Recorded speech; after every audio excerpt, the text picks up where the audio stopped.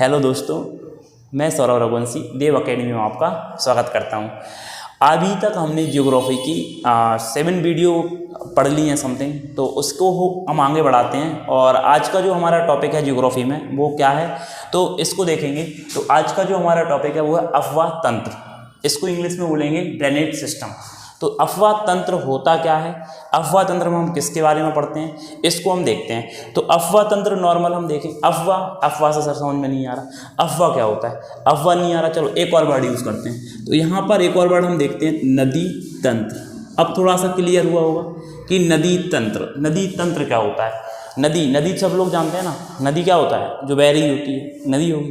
तो नदी जो है, मान ली कि ये जो नदी है ये आपकी बह रही है। अभी जो नदी बह रही है तो इस क्षेत्र, किसी क्षेत्र में बह रही होगी। तो बेसिकली अब ये नदी जो है, इसमें आके बहुत सारी नदियाँ आके मिलती हैं। ये आके यहाँ से इसमें जुड़ गई, ये वाली आके यहाँ से इसमें ऐड हो गई, यहाँ से आके ये वाली हो गई, इसमें आके ये वाली ऐड हो गई, इसमें आके ये वाली ऐड हो गई। तो धीरे धीरे ये पूरा सिस्टम तैयार होता है।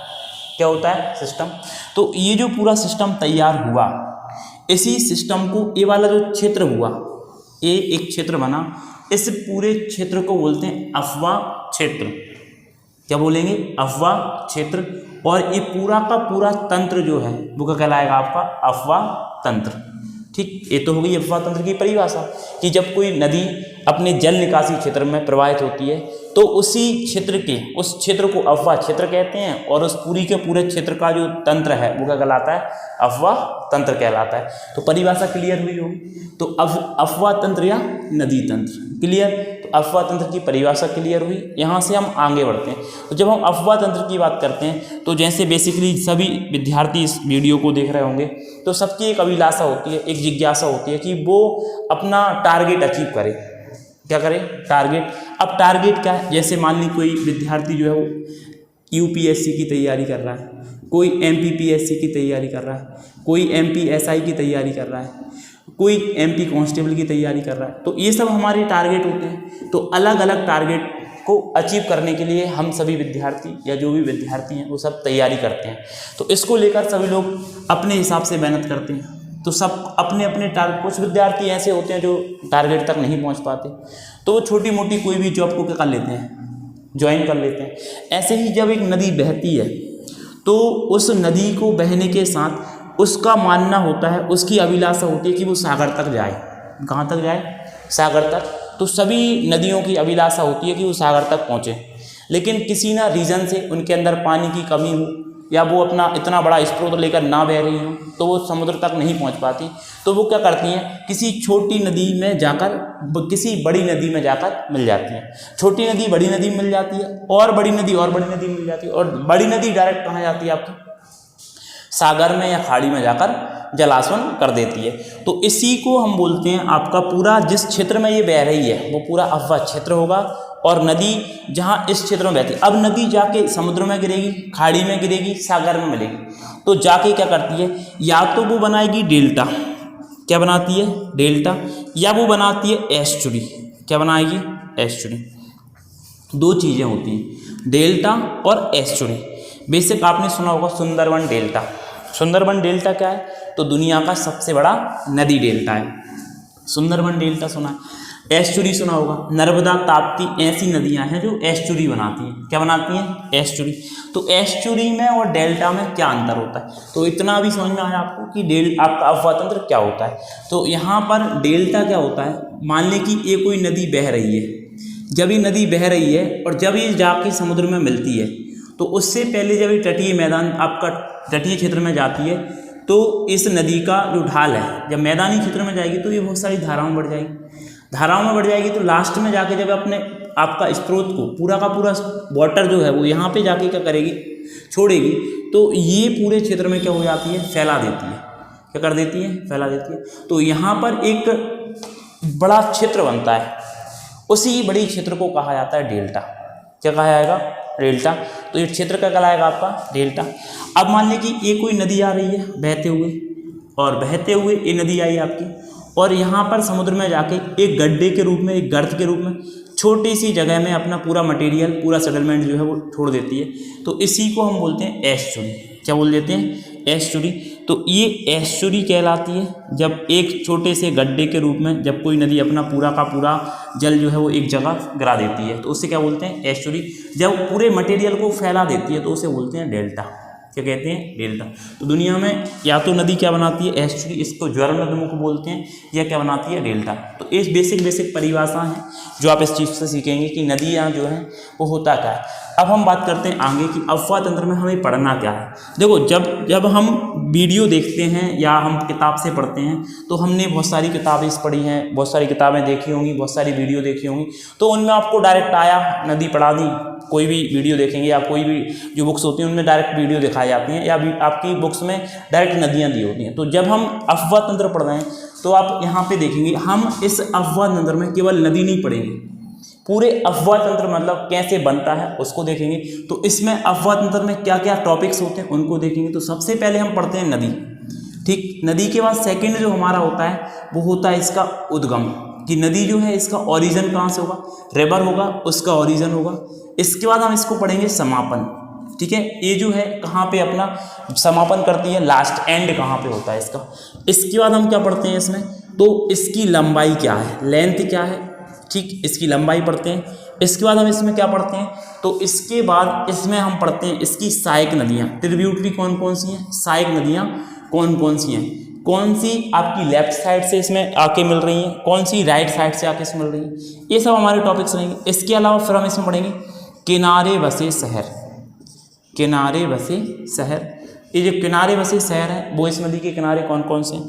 फिर इसमें हम पढ़ते हैं बांध या परियोजना।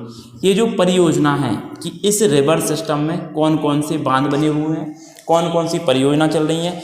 अब परियोजना बहुत सारे प्रकार की होती हैं। एक बहुउद्देशीय परियोजना होती है जिसमें आपका डैम भी बना होता है, जिसमें हम आपका पनबिजली भी आपका वहाँ से प्राप्त कर सकते हैं, बहुत सारे आपका इससे लाभ ले सकते हैं, मछली पालन भी कर सकते हैं। इसके अलावा बहुत सारे इससे लाभ होते हैं, तो परियोजना हो गई। इसके बाद इस पर हम पढ़ेंगे क्या, तो जलप्रपात, कि इस पर कौन कौन से वाटरफॉल है।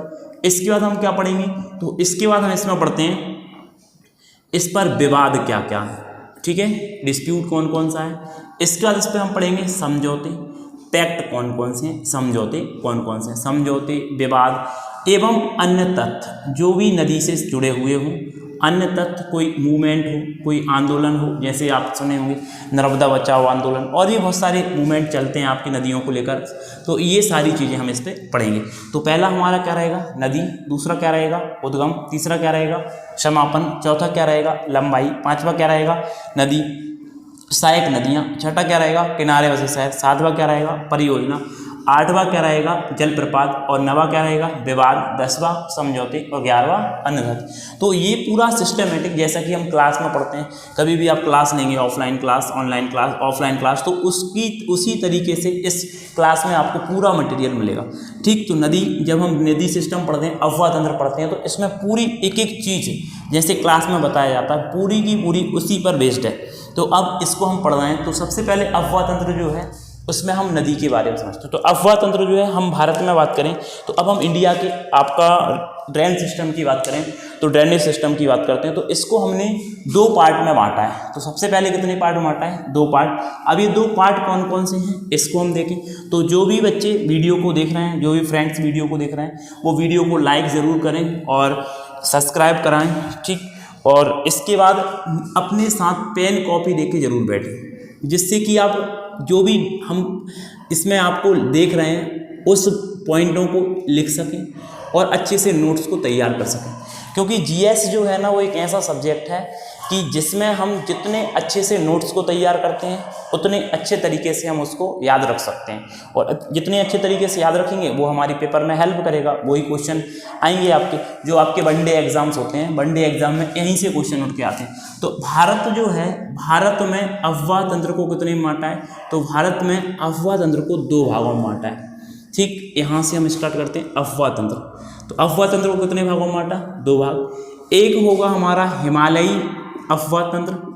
हिमालय अफवाह तंत्र मतलब इसका मतलब क्या हुआ सर, इसका मतलब होगा कि ऐसा नदी तंत्र या ऐसा अफवाह तंत्र जो हिमालय से जिसका ओरिजिन हो रहा है, या हिमालयी नदी तंत्र इसको बोल सकते हैं। दूसरा क्या होगा हमारा, तो दूसरा होगा प्रायद्वीपीय नदी तंत्र। प्रायद्वीपीय मतलब पेनिसुला, ठीक है, प्रायद्वीपीय रिवर सिस्टम या ड्रेनेज सिस्टम, प्रायद्वीपीय अफवाह तंत्र। तो इस अफवाह तंत्र को हम देखेंगे, प्रायद्वीपीय अफवाह तंत्र। तो दो भागों में बांटा। देखो इसमें हम बात करें हिमालयी अफवाह तंत्र में, तो इसमें बेसिकली हम महत्वपूर्ण नदियों की बात करें तो इसमें हम 3 नदियों के बारे में डिस्कस करते हैं। तो सबसे पहले हमारा जो सिस्टम होगा वो होगा सिंधु नदी तंत्र। कौन सा होगा? सिंधु नदी तंत्र होगा। सेकंड जो होगा वो हमारा होगा गंगा अफवाह तंत्र या गंगा नदी तंत्र हो जाएगा, गंगा नदी तंत्र।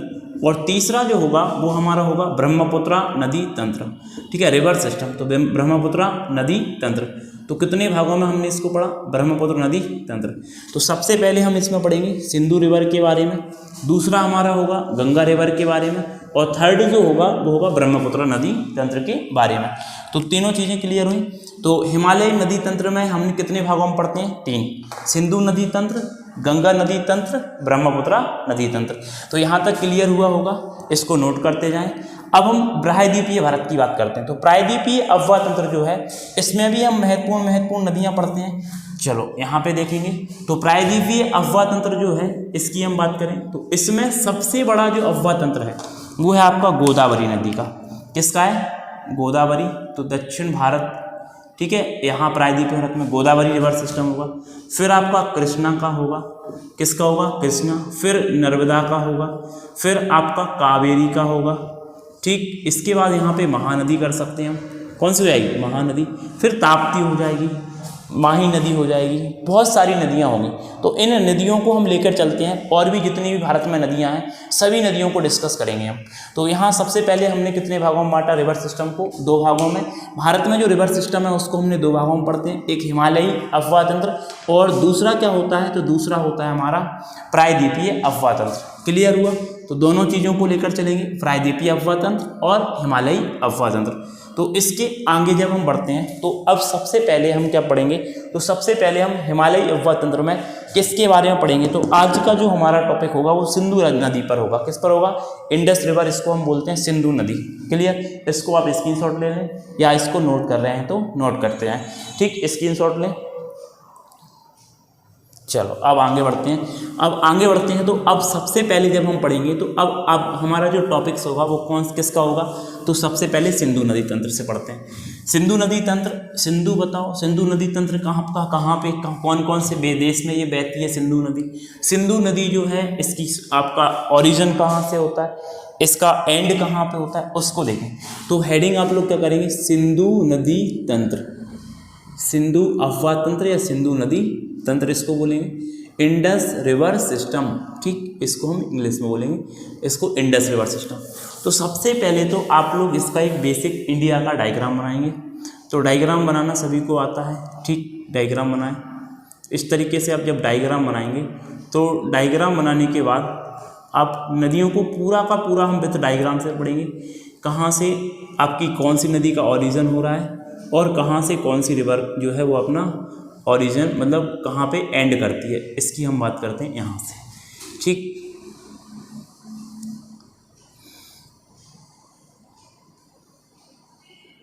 ठीक, आप देखो यहाँ पे। तो सबसे पहले आप सभी को पता है इस साइड जो हमारा इंडिया है, इस साइड क्या है? तो इस साइड का एरिया हमारा कहलाता है अरेबियन सी। इसको बोलते हैं हम अरब सागर। क्या कहते हैं? अरब सागर। क्लियर? इस साइड की बात करें तो इस साइड का जो एरिया है वो हमारा कहलाता है बे ऑफ बंगाल, बंगाल की खाड़ी। भारत में नदियां जो हैं वो 2 तरीके से होंगी, या तो आपकी अरब सागर में आके मिलेंगी या कहाँ पे आके मिलेंगी? बंगाल की खाड़ी में। क्लियर? तो बंगाल की खाड़ी में आके मिलेंगी या कहाँ पे मिलेंगी? आपकी अरब सागर, ठीक। यहाँ पे हमारा श्रीलंका है और इसके पास में है मन्नार की खाड़ी। तो कुछ नदियाँ आपको मन्नार की खाड़ी वगैरह में भी मिल जाती हैं। यहाँ पे कौन सी खाड़ी है? तो यहाँ पे खंबात की खाड़ी है। इस खंबात की खाड़ी में नदियाँ मिलेंगी हमें, इस कच्छ की खाड़ी में नदियाँ मिलेंगी, ठीक। और यहाँ पे बंगाल की खाड़ी में नदियाँ सबसे ज़्यादा हमको देखने को मिलती हैं कि कहाँ पे जाकर गिर रही हैं? बंगाल की खाड़ी में। तो आज जो हमारा टॉपिक है वो किस पर है? तो सिंधु नदी पर है। तो देखो ये जो हमारा क्षेत्र है, ये वाला क्षेत्र क्या कहलाता है आपका? तो ये वाला जो क्षेत्र है ये पाकिस्तान का एरिया है। किसका एरिया है? पाकिस्तान। तो ये हमारा देश है, इसका नाम है पाकिस्तान। पाकिस्तान सभी को पता है, राजधानी इस्लामाबाद। इस साइड देखेंगे तो इस साइड हमारा एक देश है, इसका नाम है अफगानिस्तान। कौन सा देश है? अफगानिस्तान, इस अफगानिस्तान से भी परिचित हैं आप लोग। अफगानिस्तान की राजधानी क्या है? तो काबुल, ठीक है। अब वर्तमान में यहाँ पे तालिबान ने कब्जा कर लिया, ठीक, शासन चल रहा है, ठीक है। तो ये वाला, और ये वाला हमारा चीन, ठीक, चीन। अब चीन में यहाँ पे एक जगह है, इसका नाम है तिब्बत। तिब्बत, प्लेटो ऑफ तिब्बत सभी को पता है, तिब्बत का पठार। अब तिब्बत के पठार में हम सभी ने पढ़ा है, यहाँ पर हमने जब माउंटेन पढ़ रहे थे तो उस वीडियो में हमने यहाँ पे कैलाश पर्वत पढ़ा था। कौन सा पर्वत पढ़ा था? कैलाश पर्वत। कैलाश पर्वत के पास यहाँ पे एक लेक है, इसका नाम है मानसरोवर झील। कौन सी झील है? मानसरोवर झील। इस मानसरोवर झील से एक नदी का ओरिजिन होता है। इस ग्लेशियर का नाम है चिमांगयांगडुंग ग्लेशियर। कौन सा ग्लेशियर? चिमांगयांगडुंग ग्लेशियर। सानो ख्वाजा ग्लेशियर भी इसे कहा जाता है। तो यहाँ से एक नदी निकल रही है आपकी, पहले तिब्बत में बहती है, फिर हमारे लद्दाख क्षेत्र में जाती है। इस लद्दाख में बहने के बाद ये आपकी जाती है पाकिस्तान। कहाँ चली जाती है? पाकिस्तान। और पाकिस्तान में जाने के बाद ये लास्ट में जाके अरब सागर में अपना वाटर जो है वो डिस्चार्ज कर देती है, आपका आसवन कर देती है। तो इसी नदी को बोला जाता है सिंधु नदी। कौन सी नदी है ये? सिंधु नदी। तो यहाँ क्लियर हुआ होगा आपको, सिंधु नदी। इस सिंधु नदी कहाँ पे जाके गिर रही है? तो सिंधु नदी अरब सागर में जाकर गिरती है। कहाँ गिरेगी? अरब सागर। अब इस अरब सागर में जब हम देखते हैं इस नदी को, तो ये यहाँ पे देखो, ये आपकी बह रही है सिंधु नदी। आपसे सबसे पहले हमने पढ़ा था कि ओरिजिन, हम नदी पढ़ रहे हैं, तो नदी कौन सी हमारी? सिंधु। तो यहाँ पे देखिए नदी, तो नदी तो हमारी हो गई सिंधु। अब सिंधु तो हमारी नदी हो गई। अब इसमें हम सबसे पहला हमने पॉइंट लगाया था उद्गम। क्या लिखा था? उद्गम। कोई भी नदी जब हम पढ़ेंगे तो उसकी ओरिजिन से शुरुआत करेंगे। तो ये पर्वत कौन सा है हमारा? कैलाश पर्वत। और इस कैलाश पर्वत के पास में ये झील कौन सी है? तो मानसरोवर झील है। कौन सी झील है? मानसरोवर झील। इस मानसरोवर झील से एक नदी निकल रही है, इस नदी को हम क्या बोलते हैं? तो इस नदी को बोलते हैं सिंधु नदी। इसकी कुल लंबाई जो है यह है 2880 किलोमीटर। कितनी है? 2880 किलोमीटर। इस 2880 किलोमीटर में से इंडिया में आपसे पूछें तो इस इंडिया में है 1116 किलोमीटर, 1114 किलोमीटर। ये जो 1114 किलोमीटर है ये हमारे इंडिया में बहती है। कहाँ बहती है? इंडिया में। और ये कितने देशों में बह रही है? तो चीन में, इंडिया में और पाकिस्तान में, 3 देशों में ये बहती है। यहाँ तक क्लियर हुआ होगा। फिर से एक बार देखें कि सिंधु नदी जो है इसका ओरिजिन कहाँ से हो रहा है? कैलाश पर्वत से। कहाँ से हो रहा है? कैलाश पर्वत के निकट मानसरोवर झील, चिमांगयांगडुंग ग्लेशियर। कौन सा ग्लेशियर? चिमांगयांग या सानो ख्वाजा ग्लेशियर। अब यहाँ से जो प्रवेश करी ना, तो यहाँ पे हमारे एक दर्रा मिलता है। इस दर्रे का नाम है आपका जोजिला दर्रा। कौन सा दर्रा है? जोजिला। सिंधु नदी भारत में कौन से दर्रे से प्रवेश करती है? तो जोजिला दर्रे से प्रवेश करती है। इसको आगे बढ़े, फिर ये भारत में बहने के बाद क्या आती है? पाकिस्तान। ये पाकिस्तान में सबसे ज़्यादा बहती है। कहाँ बहती है? पाकिस्तान। तो याद रखना, पाकिस्तान की जीवन रेखा इसको बोल सकते हैं, पाकिस्तान की सबसे बड़ी नदी बोल सकते हैं। इसी नदी के कारण पाकिस्तान को दुनिया में नहरों का देश कहा जाता है। किसे कहा जाता है? पाकिस्तान को कहा जाता है नहरों का देश। अभी पाकिस्तान में बाढ़ भी चल रही है वर्तमान में, तो फ्लड का जो रीजन है वो सिंधु नदी है। कौन सी नदी है? सिंधु नदी। तो बहुत सारे शहर पाकिस्तान के, इस्लामाबाद है और भी शहर हैं, वो इस नदी के कारण बाढ़ से प्रभावित हैं। तो ये नदी को याद रखेंगे, पाकिस्तान। तो पाकिस्तान में ये नदी सबसे ज़्यादा बहती है। अब इसको, ये तो हमारी नदी हो गई, इसका ओरिजिन होगा, उद्गम कहाँ से?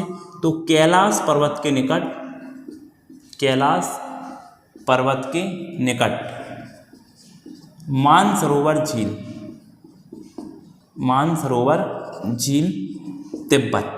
कहाँ से होता है? तिब्बत, चीन से होता है।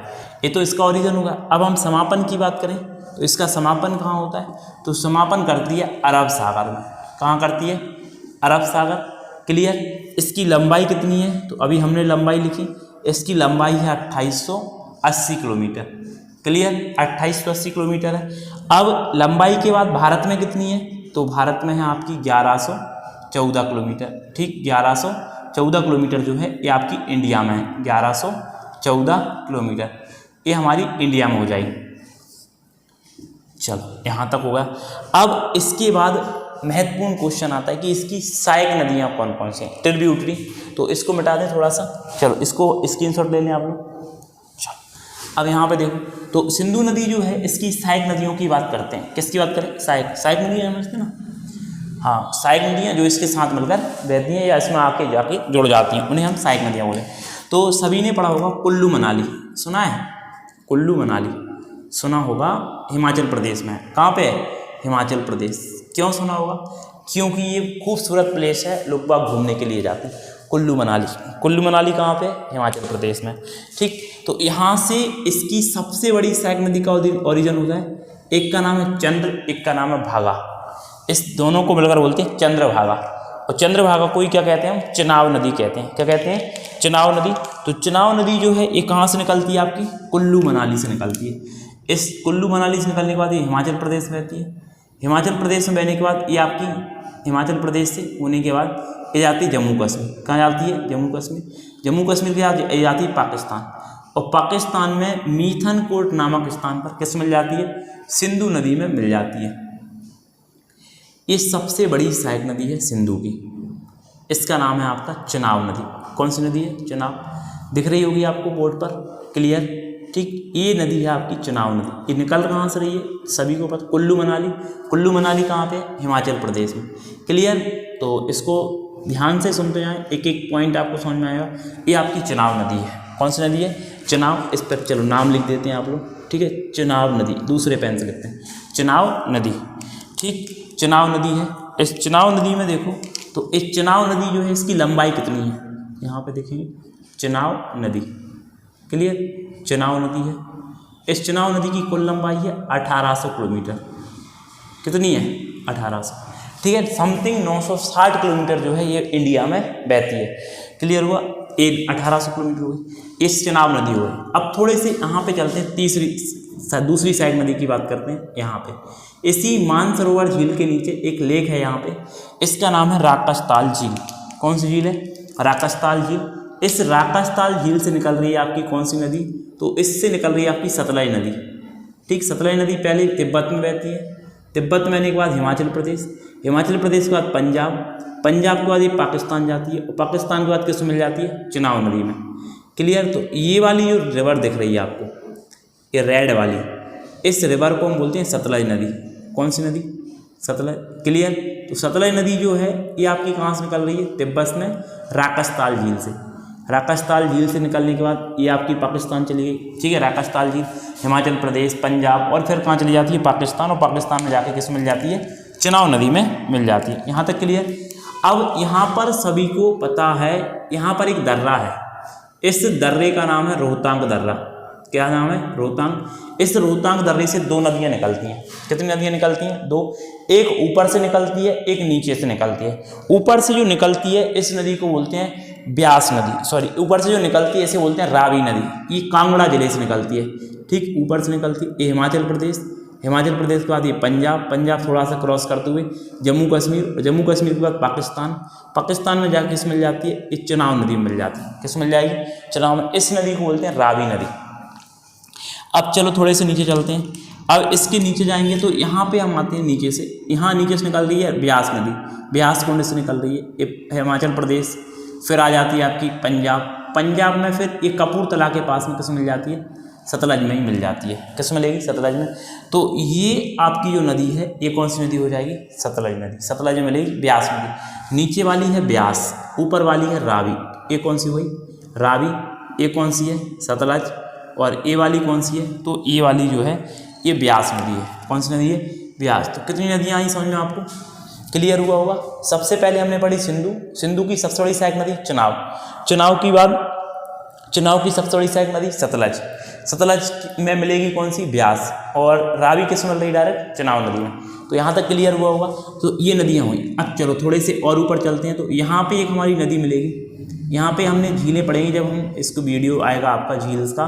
तो जम्मू कश्मीर में शेषनाग, बैरीनाग, अनंतनाग, ठीक है, नागिन झील, ये सब जम्मू कश्मीर में है। तो शेषनाग झील के पास यहाँ पे एक झील है, इसका नाम है बैरीनाग झील। कौन सी झील है?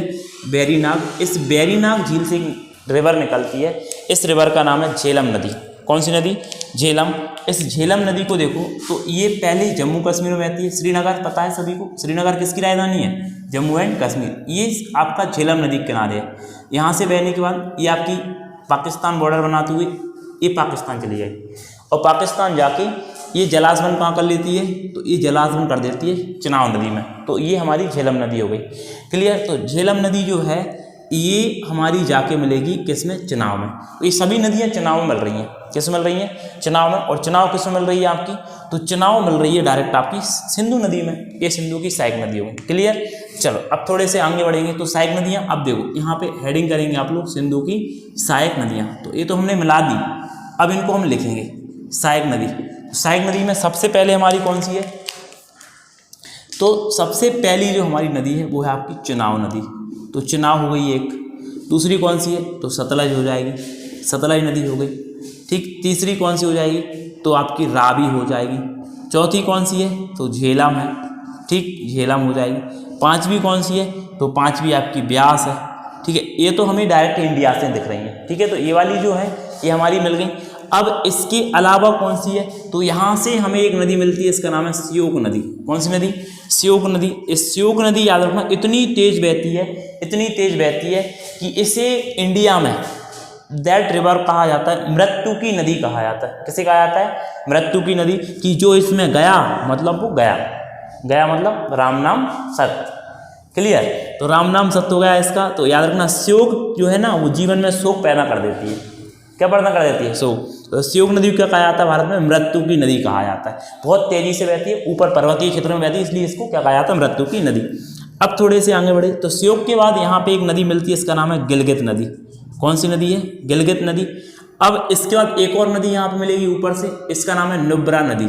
आपको हमने पढ़ाया था आपको कि सियाचिन ग्लेशियर। तो सियाचिन ग्लेशियर जब हमारे भारतीय सैनिक जाते हैं तो वो इसी नुब्रा घाटी से जाते हैं, तो नुब्रा नदी है। इसके बाद आगे हम बढ़ेंगे तो दो अफगानिस्तान से नदियाँ आ रही हैं इस टाइप से, यहाँ से एक यहाँ से आ रही है, एक यहाँ से आके इसमें मिल जाती है। तो दो नदियाँ अफगानिस्तान से आती हैं, एक का नाम है काबुल, अफगानिस्तान की राजधानी भी क्या है, काबुल है।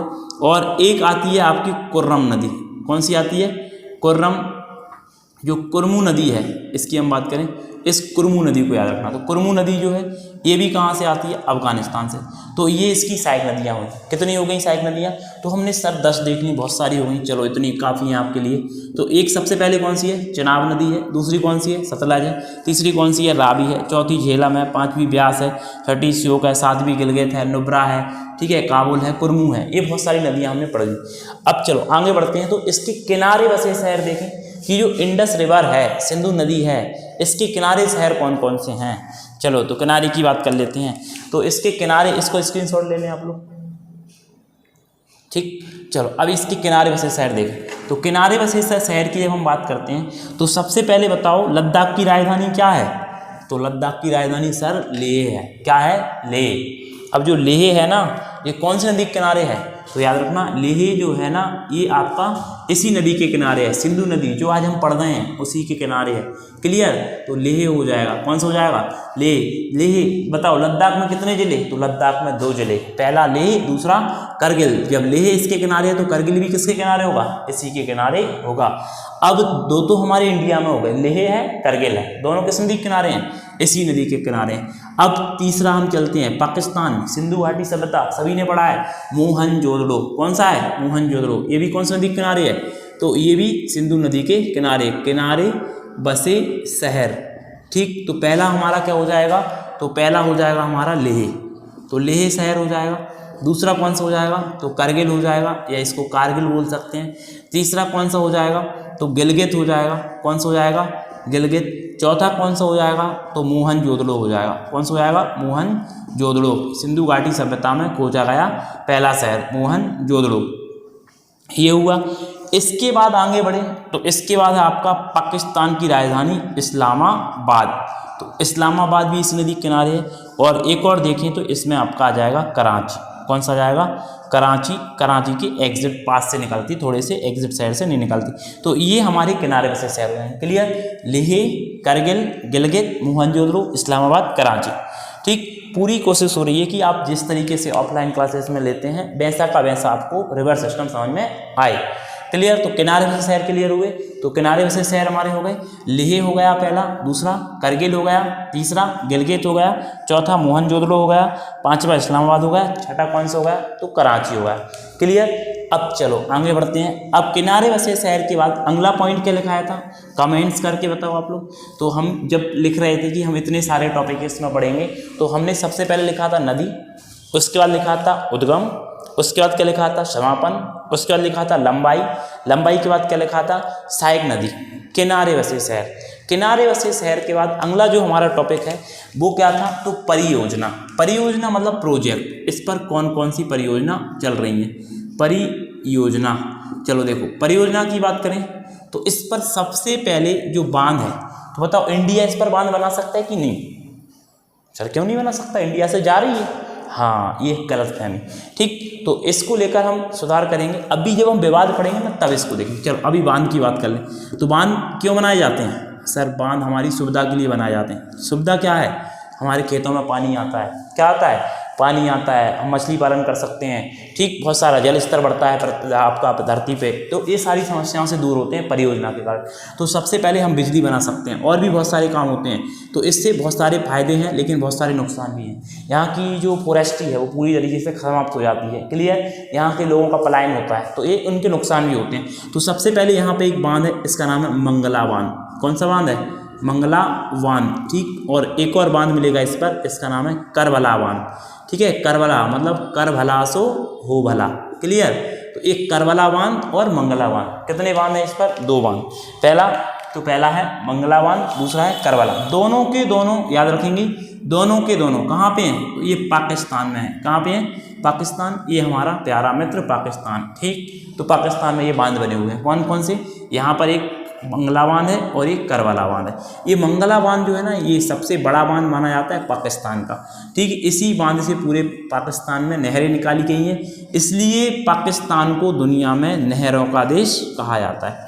बताएं कमेंट्स में कौन से देश को दुनिया में झीलों का देश कहा जाता है, ठीक है, कमेंट्स में बताएंगे झीलों का देश, ठीक। और एक और कमेंट लिखेंगे आप लोग, नदियों का देश किसे कहा जाता है, कौन से देश को दुनिया में नदियों का देश कहा जाता है, ठीक। नदियों का देश और झीलों का देश, 1000 झीलों का देश लिख सकते हैं आप लोग, ठीक है, 10,000 झीलों का देश या 1000 झीलों का देश, इसको कमेंट्स करके जरूर बताएंगे।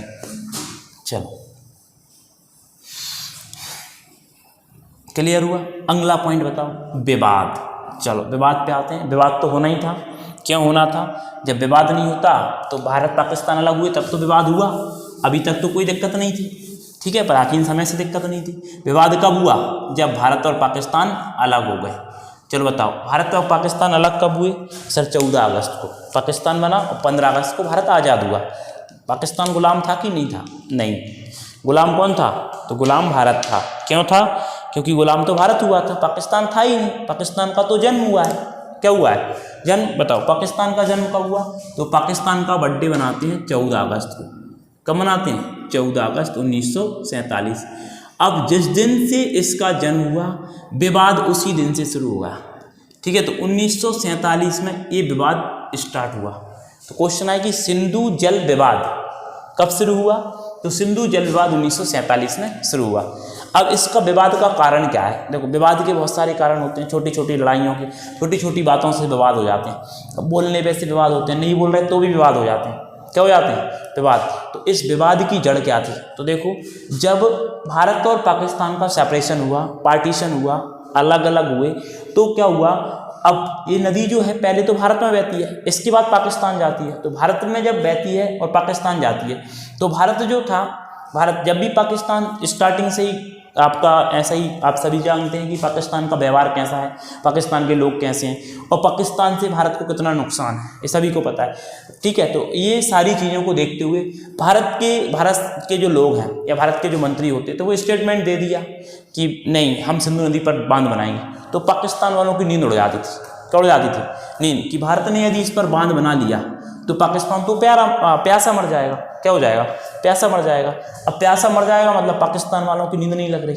तो अब इस विवाद की जड़ था यहीं से विवाद शुरू हुआ कि भारत सिंधु नदी पर बांध बनाएगा, और सिंधु नदी पर बांध बन गया मतलब पाकिस्तान सूखा घोषित हो जाएगा, पाकिस्तान में पानी पहुंचेगा ही नहीं, और पाकिस्तान में पानी नहीं पहुंचेगा मतलब पाकिस्तान की तो लाइफ लाइन ही सिंधु नदी है, तो इससे दिक्कत हो जाएगी। तो पाकिस्तान ने पूरी दम से पूरी दुनिया के सामने बताया, पूरी दुनिया से कहा, अमेरिका से कहा, रसिया से कहा, इजराइल, पूरी दुनिया के पास गया, लेकिन किसी ने मदद नहीं की। तो इस विवाद चलता गया, भारत वाले भी मंजा लेते गए, चलता रहा, ये सिस्टम चला, लंबा चला। 1 साल हो गया, 2 साल हो गया, 5 साल हो गया, लेकिन सिंधु जल विवाद चलता रहा। इसको चलते चलते ये विवाद और लंबा होता रहा। इस समय देश के प्राइम मिनिस्टर थे आपके जवाहरलाल नेहरू, ठीक, जवाहरलाल नेहरू थे, लंबे समय तक रहे, पता है सभी को, तो जवाहरलाल नेहरू। तो ये जो विवाद था, पाकिस्तान पूर्ण रूप से परेशान हो गया और ये जाकर गया किसके पास, वर्ल्ड बैंक के पास। वर्ल्ड बैंक सभी को पता है, इसको बोलते हैं विश्व बैंक, ठीक, विश्व बैंक। चलो, विश्व बैंक जो है ये करती क्या है, तो विश्व बैंक का काम क्या है, बैंक है, बैंक काम करेगी। बैंक का काम क्या होता है, पैसों को लेना देना, ये सब काम बैंक का होता है। तो यहाँ पर क्या हुआ, इस बैंक के पास गया पाकिस्तान और पाकिस्तान ने इस बैंक से कहा कि आप ही हैं जो हमें बचा सकते हैं, ठीक, या हमारे देश के लोगों को बचा सकते हैं। कैसे बचा सकते हैं, तो पाकिस्तान ने जैसे तैसे करके किसको समझा दिया, विश्व बैंक को समझा दिया। अब विश्व बैंक धनी लोग, मतलब जो दुनिया को कर्ज देता है वो विश्व बैंक है, ठीक, तो विश्व बैंक की बात तो सबको माननी पड़ेगी, भारत भी मानेगा। तो ये जो विवाद चला 1947 से लेकर आज वो घड़ी आ गई जब ये विवाद का सॉल्यूशन होगा। तो इसका सॉल्यूशन कब हुआ, तो सिंधु जल विवाद जो था ये समझौते में कब बदला, सिंधु जल विवाद, इस विवाद को स्टार्ट रखेंगे, याद रखेंगे, शुरुआत हुई थी 1947 से। और सिंधु जल समझौता कब हुआ, तो सिंधु जल समझौता हो गया आपका 1960 में। कब हो गया, 1960, मतलब ये 13 साल चला। कितने साल चला, 13 साल, क्लियर। तो सिंधु जल समझौता भी हम पढ़ रहे हैं, विवाद हो गया खत्म, चलो इसको हटाओ, गोली मारो, क्योंकि विवाद खत्म, अब होगा समझौता। समझौता होगा तो मिठाई मिठाई क्या होंगी, बटेंगी, ठीक है। तो समझौता हो रहा है, समझौता कौन करा रहा है, तो याद रखना मध्यस्थता जो है, मध्यस्थता, तो ये आपका मीडिएशन कौन है, मीडिएटर, तो ये आपका कौन है, world bank, clear. World bank जो है ये दोनों देशों को बुलाया इसने, एक साइड था इंडिया और एक साइड कौन था आपका, पाकिस्तान। तो एक साइड था आपका भारत, और भारत की तरफ से कौन थे, तो भारत की तरफ से कौन थे, तो याद रखना ये 1960 में हुआ भारत, और एक साइड था आपका पाकिस्तान, ठीक। पाकिस्तान से पूछा गया बताओ क्या समस्या है, पाकिस्तान ने कहा समस्या नहीं है, महा समस्या है, समस्या ही समस्या है। कैसी समस्या है कि भारत वाले हमें डराते हैं, धमकाते हैं कि हम सिंधु नदी पर बांध बना देंगे, क्या कर देंगे, बांध बना। अब बांध बना देंगे तो मतलब पाकिस्तान वालों की नींद उड़ जाती है। तो यहाँ पर पाकिस्तान ने अपनी समस्या बताई और कहा कि पाकिस्तान में सिंधु नदी ज़्यादा बह रही है, तो इसका अधिकार तो पाकिस्तान को मिलना चाहिए ना। तो सिंधु नदी, वर्ल्ड बैंक के अध्यक्ष जो थे, वर्ल्ड बैंक जो थी, उसने कहा ठीक है, अब भारत से पूछ लो। तो भारत ने कहा कि शुरुआत तो हमारे यहीं से आ रही है, तो हमारा भी तो कुछ अधिकार होगा। तो कहा ठीक है, तुम्हारा भी अधिकार होगा, तो एक काम करो, तुम 20% ले लो। कितना ले लो, 20%, और इनको कितना दे दिया, 80%। तो सिंधु जल विवाद जो है वो 80-20 से सॉल्व हो गया। किससे हो गया, 80-20, क्लियर। तो 80% में से, 100% में से 20% किसको दे दिया, भारत को, और 80% किसको दे दिया, पाकिस्तान को दे दिया। किसको दे दिया, पाकिस्तान। तो यहाँ आके क्या हो गया, समझौता। यही नहीं रुका पाकिस्तान, ठीक है, उसने कहा कि नहीं अभी क्लियर करो 80% कैसे होगा। तो उन्होंने कहा कि एक काम करो, 6 नदियाँ हैं, 6 में से 3 किसको दे दो, 3 दे दो भारत को और 3 दे दो हमें मतलब पाकिस्तान। तो पाकिस्तान को नदी दी गई सबसे पहले सिंधु, कौन सी दी गई, सिंधु, दूसरी दी गई चिनाब और तीसरी दी गई झेलम। तो कितनी नदियाँ दी गई पाकिस्तान को, 3। अब भारत के पास कौन सी बची, सतलज बची, ठीक है, रावी बची और ब्यास बची। इस 3 नदियां भारत को दी गई। तो इन 3 नदियों का भारत 80% प्रयोग कर सकता है और इन 3 नदियों का पाकिस्तान 80% प्रयोग कर सकता है। इनका भारत, पाकिस्तान 20 करेगा, इनका भारत 20 करेगा, क्लियर। तो 80-20 से निर्णय हो गया और इस पर भारत की तरफ से हस्ताक्षर कर दिए पंडित जवाहरलाल नेहरू ने। तो भारत की तरफ से हस्ताक्षर किसने किए, जवाहरलाल नेहरू, और पाकिस्तान की तरफ से किए वहाँ के राष्ट्रपति ने, जनरल याकूब खान, ठीक है, आयूब खान जो थे उस समय। तो उन्होंने भारत के, पाकिस्तान के राष्ट्रपति थे, उन्होंने इस पर हस्ताक्षर कर दिए। दोनों की तरफ से इस पर क्या हो गया, समझौता हो गया। तो यहाँ तक क्लियर हुआ होगा। तो सिंधु जल नदी समझौता भी हो गया, सिंधु जल विवाद भी हो गया, सिंधु की सहायक नदियाँ भी हमने पढ़ ली। तो इस सारा बिल्कुल एक एक पॉइंट इसमें बताया है। इतना आपको बुक्स में भी देखेंगे ना तो वो वहाँ भी आपको इतने अच्छे से, इतनी डिटेल में कोई भी कहीं भी एक बुक में नहीं मिलेगा। बहुत सारी बुक्स में देखेंगे तो भी इतने अच्छे तरीके से नहीं मिलेगा। तो ये सारी चीज़ें थी आपकी सिंधु नदी से। अब इसमें और कुछ देखें तो सिंधु नदी जो है ये हमारी फेमस है। तो तो इस हमारी सिंधु जो भारत की सभ्यता है, सिंधु नदी की सभ्यता, या इसे बोलते हैं इंडस वैली सिविलाइजेशन, वो यहीं से शुरुआत मानी जाती है इंडिया की। तो इंडिया की शुरुआत भी यहीं से, तो ये हमारी प्राचीन नदी है, तो इसको याद रखेंगे। अब इसके बाद थोड़ा सा आगे बढ़ेंगे तो इसकी आगे की जो सहायक नदियाँ हैं, इसकी आगे की जो सहायक नदियाँ हैं उन पर हम एक अलग से वीडियो बनाएंगे कि जिसमें सहायक नदियों के बारे में पढ़ेंगे कि चिनाब नदी है, सतलज नदी है, ब्यास नदी है, रावी नदी है। तो आज जो है वो आज की वीडियो में हम यहीं पे इसको कवर करते हैं, क्योंकि बहुत लंबा वीडियो जाएगा इस पर। रिवर सिस्टम है, नदियाँ बह रही हैं तो उसी तरीके से हम भी बहते जाएंगे, ठीक है, चलती रहेंगी। तो आज जो है वो हम इसको यहाँ पर रोकते हैं और नेक्स्ट वीडियो में हम इसकी सहायक नदियों के बारे में देखेंगे, ठीक है। तो वीडियो अच्छा लगे तो कमेंट्स जरूर करें, लाइक करें, सब्सक्राइब कर लें। Thank you.